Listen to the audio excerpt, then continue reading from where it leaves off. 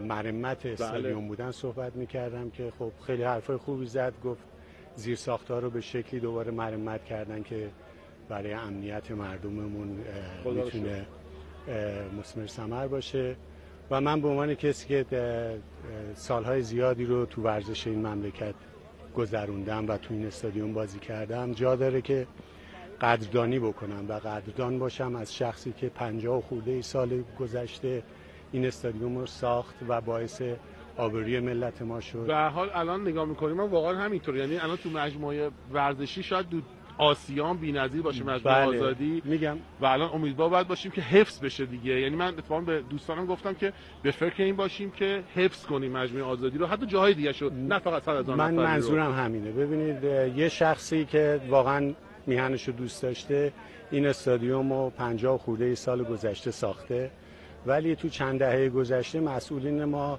نتونستن اون رو حفظ و حراست بکنن. حتی ما از درست کردن چمن استادیوم که بتونیم بازی‌ها رو اینجا برگزار بکنیم عاجز بودیم.